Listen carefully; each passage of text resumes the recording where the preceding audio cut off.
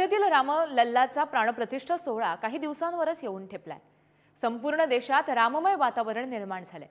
या निमित्ताने रामाच्या देशभरातील पाऊलखुणांचा शोध देखील सुरू आहे। राम मंदिराच्या इतिहासासोबतच महाराष्ट्रातील राम मंदिराची चर्चा देखील सुरू आहे। आज अशाच एका खास रामाचं दर्शन पुढारी न्यूज तुम्हाला घडवणार आहे, ज्याचं नाव सुद्धा तुम्ही कदाचित ऐकलं नसेल। अशा एका वेगळ्या रामाची ओळख करून घेऊयात।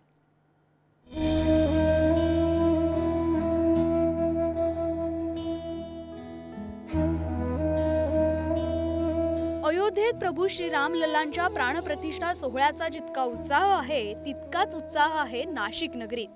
प्रभू श्रीरामांशी अतूट नातं असणारं हे शहर, याच तपोभूमीत प्रभू श्रीरामांचं काही काळ वास्तव्य होतं। मराठी मुलखातील रामांच्या पाऊलखुणांचा उल्लेख झाला की पंचवटीचं नाव अपसुकच येतं। पंचवटीत काळ्या पाषाणातील रामाच्या मूर्ती असणारं काळ्या रामाचं मंदिर प्रसिद्ध आहे। याच मंदिराच्या जवळच संगमरवरातील शुभ्र मूर्ती असलेलं गोऱ्या रामाचं मंदिरही प्रसिद्ध आहे।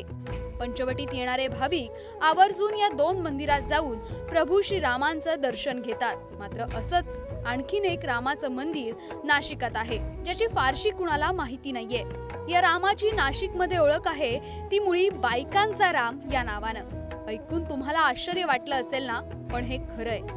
150 ते 200 वर्षापूर्वी या मूर्ती नाशिकमधील काही महिलांनी समर्थ रामदासांच्या सज्जनगडावरून बैलगाडीतून नाशिकात आणल्या होत्या। त्यानंतर या मूर्तींची प्राणप्रतिष्ठा दरवाजा परिसरात असलेल्या वाघमारे वाड्यातील मंदिरात करण्यात आली। तेव्हापासूनच आजपर्यंत या रामाच्या मंदिरात महिलाच पूजा अर्चा करतात। त्यामुळे या रामाच्या मंदिराची ओळखच बायकांचा राम अशी आहे। बायकांचं राम मंदिर असं प्रसिद्ध पूर्वीच्या बायकांनी स्थापना केलेली आहे आणि त्याला 150 ते 200 100 ते 150 वर्ष झाली आहेत। त्यामुळे सगळे बायका भजन वगैरे करतात। आम्ही सकाळी काकड आरती वगैरे करतो नियमित।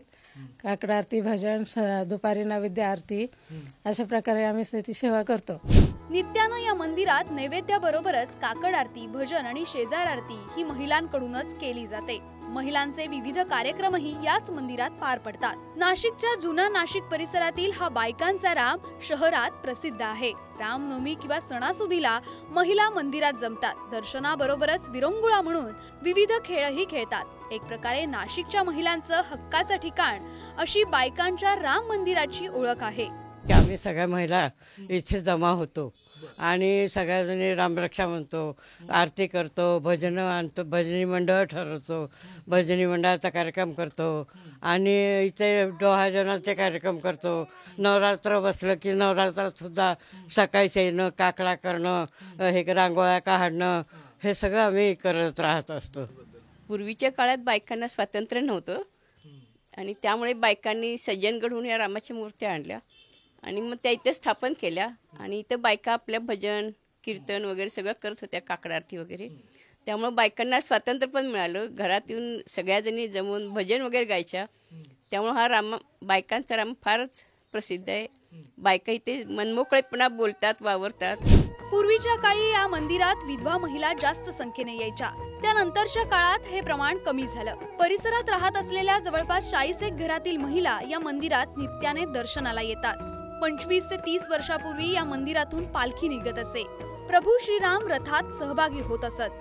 मात्र धकाधकीच्या काळात ही रथयात्रा मागे पडली। मात्र होता येईल तेवढं कर्मकांड नव्या पिढीतील महिला सांभाळण्याचं काम करतात। मग त्यात विविध कार्यक्रम असोत किंवा नित्याची पूजा। विधवा बायांसाठी हा राम तयार झालाय।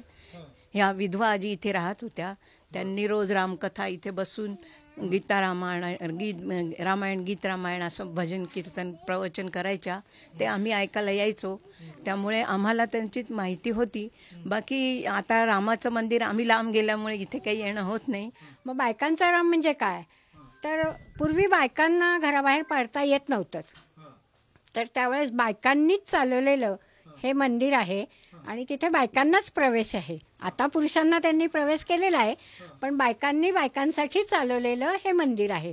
त्यामुळे हे बायकांचा राम खूप प्रसिद्ध आहे। मर्यादा पुरुषोत्तम, एक वचनी, एक पत्नी, एक बाणी अशी प्रभू श्रीरामांची खरं तर ओळख आहे। पण नाशिक मधला हा बायकांचा राम ही संकल्पनाच आगळी वेगळी आहे। महिलांना ज्या काळी दर्शनासाठी घराबाहेर किंवा मंदिरात जाण्याची मुभा नव्हती, त्यावेळी समाजातल्या काही पुरोगामी विचारांच्या पुरुषांनी महिलांना पुढे करून त्यांच्या हक्काचा बायकांचा राम त्यांना मिळवून दिला. ज्या पंचवटीत प्रभू श्रीरामानं वनवासातील त्यांचा बराचसा काळ व्यतीत केला, त्याच ठिकाणी असलेल्या या बायकांच्या रामानं अनेक स्त्रियांच्या संसाराचा वनवास सुकर केलाय असं म्हटलं तर वावगं ठरणार नाही. मराठी मुलखातल्या रामाच्या पाऊलखुणा शोधताना त्यामुळेच या बायकांच्या राम मंदिराचा उल्लेख आवर्जून व्हायलाच हवा. व्हिडिओ जर्नलिस्ट जयेश साबळेसह किरण टाजणे, पुढारी न्यूज, नाशिक.